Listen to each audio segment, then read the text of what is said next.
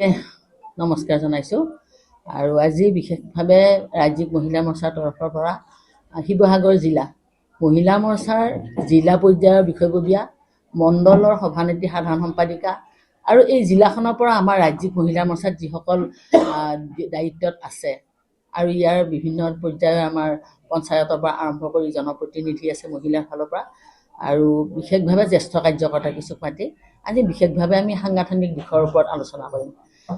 কাৰণ এইবাৰ আমাৰ যিবিলাক কমিটি গঠন হ'ল ৰাজ্যিক পৰ্যায়ৰ পৰা আমাৰ জিলা মণ্ডললৈকে সকলোখিনি নতুন কমিটি আৰু ইয়াত কিছু সংখ্যক আমাৰ দলৰ দায়িত্ব পোৱা মহিলা অকণমান নতুনকৈ দায়িত্ব পাইছে। গতিকে আমি সাংগঠনিক দিশটো যদি সবল শক্তিশালী কৰিব লাগে তেতিয়া সংগঠনৰ নিয়ম নীতিখিনি প্ৰথম আমি জানিব লাগিব।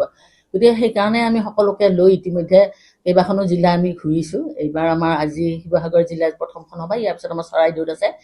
গতিকে আমি সাংগঠনিক দিশৰ ওপৰত আলোচনা কৰিম, তেওঁলোকৰ সমস্যাবিলাক আৰু বুথ পৰ্যায়লৈ তেওঁলোকে কেনেকৈ যাব লাগে। আমাৰ মহিলা মৰ্চাৰ গোট বাহিনী গঠন কৰা এটা নিয়ম আছে, একদম শেষৰ যিটো আমাৰ মানে সংগঠনৰ ভেটি। গতিকে গোট বাহিনী গঠনৰ পৰা আৰম্ভ কৰি আমি সাংগঠনিক দিশৰ ওপৰত আলোচনা কৰিম, যাতে মহিলাখিনি আমি অকল ঘৰৰ ভিতৰতে আবদ্ধ নাথাকে। আজি ৰাজনৈতিকভাৱে যথেষ্টখিনি সক্ৰিয় হৈছে মহিলাসকল, সামাজিকভাৱে সক্ৰিয় হৈছে। গতিকে ওলাই আহক, আমি যিসকল একেবাৰে তৃণমূল পৰ্যায়ৰ মহিলা আছে তেওঁলোকক লৈ আমি যাতে আমাৰ ভাৰতীয় জনতা পাৰ্টী আৰু চৰকাৰ দুখনৰ যিবিলাক আঁচনি তেওঁলোকে প্ৰকৃতাৰ্থত উপলব্ধ হৈছে নাই, আৰু যদি তেওঁলোকৰ কিবা সমস্যা আছে, পোৱাত কিবা অসুবিধা হৈছে, আমাৰ দলীয় সাংগঠনিকৰ লগত জড়িত মহিলাসকলক সেইখিনি সমস্যা সমাধানৰ কাৰণেও তেওঁলোকৰ লগত আমি আলোচনা কৰিম। গতিকে আজি বিশ্বৰ ভিতৰতে সৰ্ববৃহৎ দল, কেন্দ্ৰত চৰকাৰ, ৰাজ্যিকত চৰকাৰ আছে, মাননীয় প্ৰধানমন্ত্ৰী নৰেন্দ্ৰ মোদী ডাঙৰীয়া, মুখ্যমন্ত্ৰী ডক্টৰ হিমন্ত বিশ্ব শৰ্মা ডাঙৰীয়াই ইতিমধ্যে মহিলাসকলক আগুৱাই নিয়াৰ কাৰণে যথেষ্টখিনি পদক্ষেপ লৈছে, শিক্ষাৰ ক্ষেত্ৰতে হওক বা মহিলাসকল স্বাৱলম্বী হোৱাৰ ক্ষেত্ৰতে। গতিকে এই বাতৰিটো যদি আমি দলীয় দায়িত্বত থকাসকলে যদি ৰাইজৰ মাজলৈ লৈ নাযাওঁ তেতিয়াহ'লে দলৰ সংগঠনটো কেতিয়াও শক্তিশালী নহ'ব। গতিকে আজি সেই সংগঠনৰ ওপৰতে আমি আলোচনা কৰিম আৰু আগন্তুক 2026 নিৰ্বাচন আছে। গতিকে এই শক্তিটো আমি তেতিয়ালৈকে অটুট ৰাখিব লাগিব।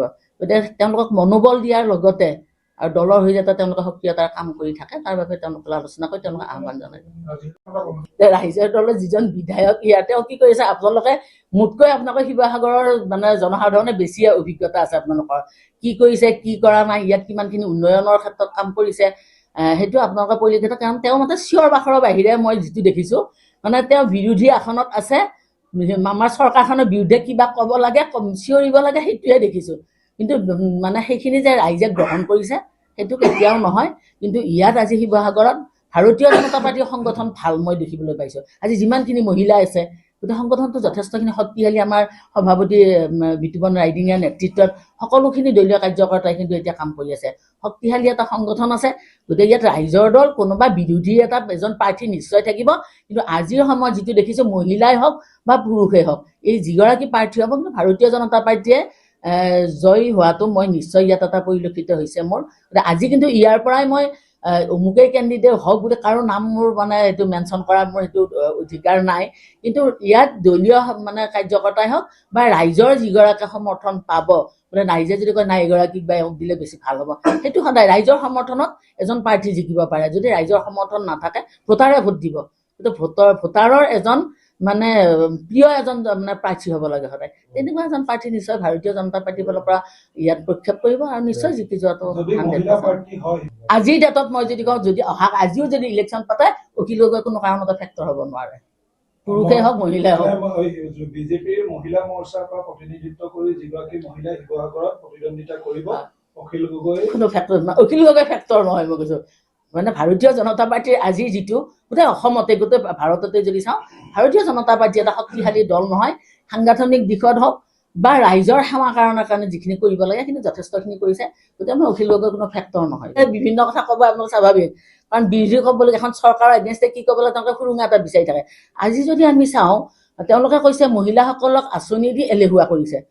এতিয়া মই কিন্তু চাইছোঁ আজি সময়ত আমি যে আপোনালোকৰ নিশ্চয় এইটো পৰিলক্ষিত হৈছে আপোনালোকৰ নজৰতো, মহিলাসকলে যিটো সহায়ক গোট, এই গোটৰ জৰিয়তে যিবিলাক অনুদান আগবঢ়াইছে আজি কিন্তু মহিলাসকলে বহুত উৎসাহী। তেওঁলোকে ঘৰৰ সকলো কাম চম্ভালাৰ লগতে নিজেই বিভিন্ন খাদ্য বস্তু কাপোৰ কানি প্ৰস্তুত কৰি তেওঁলোকে কিন্তু এখন বজাৰলৈ লৈ গৈছে।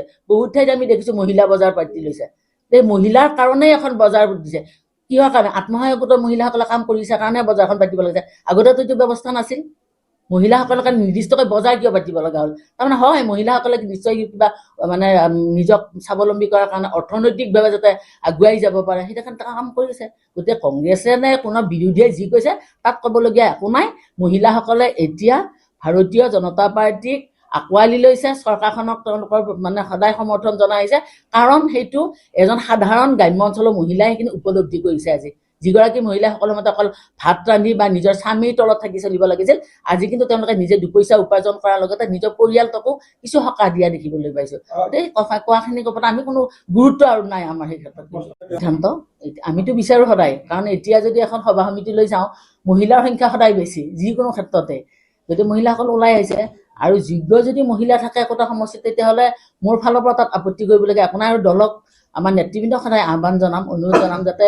যিসকল যোগ্য মহিলা তেওঁলোকক তাৰ সমষ্টিত যদি যোগ্য মহিলা থাকে তেওঁলোকক প্ৰাৰ্থিত্ব দিব লাগে কাৰণ ইতিমধ্যে মুখ্যমন্ত্ৰী মহোদয়ে কৈছে মহিলা আৰু যুৱ শক্তিক এইবাৰ প্ৰাধান্য দিব গতিকে যথেষ্টখিনি আমাৰ মহিলা আছে তেনেকুৱা ধৰণৰ আজি বুলি নহয় বহু বছৰ বছৰ ধৰি দলৰ কামৰ লগত জড়িত হৈ তেওঁলোকে সামাজিকভাৱেও হিচাপে সক্ৰিয় আৰু সমাজৰ লগত পৰিচিত হৈছে গতিকে ৰাইজে যদি বিচাৰে বা দলে সিদ্ধান্ত ল'লে আৰু মহিলা মৰ্চাৰ ফালৰ পৰা মই সেইটোৱে জানো আগতে আমাৰ বিধানসভাৰ ক্ষেত্ৰত মহিলাৰ সংখ্যা কম আছিল 33% ৰিজাৰ্ভেশ্যনৰ কথা চলি আছে হয়তো 29ত সেইটো ইমপ্লিমেণ্ট হ'ব পাৰে কিন্তু তাৰ আগত আমি সংখ্যাটো বঢ়োৱাটো আমিও বিচাৰোঁ মহিলা মৰ্চাৰ তৰফৰ পৰা গতিকে আমাৰ ৰাজ্যিক সভাপতি মাননীয় দিলীপ শইকীয়া ডাঙৰীয়া মুখ্যমন্ত্ৰী মাননীয় ডক্টৰ হিমন্ত বিশ্ব শৰ্মাই নিশ্চয় সিদ্ধান্ত ল'ব তেওঁলোকে কৈছে ইতিমধ্যে আৰু যিটো এতিয়া গতি আমি মহিলাক আগুৱাই নিয়াৰে এটা পদক্ষেপ লৈছে প্ৰকৃতাৰ্থত সন্মান কিন্তু এই চৰকাৰখনৰ সময়তে কিন্তু আমি দিয়া দেখিবলৈ পাইছোঁ গতিকে এই ক্ষেত্ৰতো নিশ্চয় বিধানসভাত তেওঁলোকে সিদ্ধান্ত ল'ব আৰু যিবিলাক সমষ্টিত যোগ্য মহিলা আছে গতিকে তেওঁলোকক নিশ্চয় প্ৰাৰ্থিত্ব দিয়াৰ কাৰণে তেওঁলোকে কেতিয়াও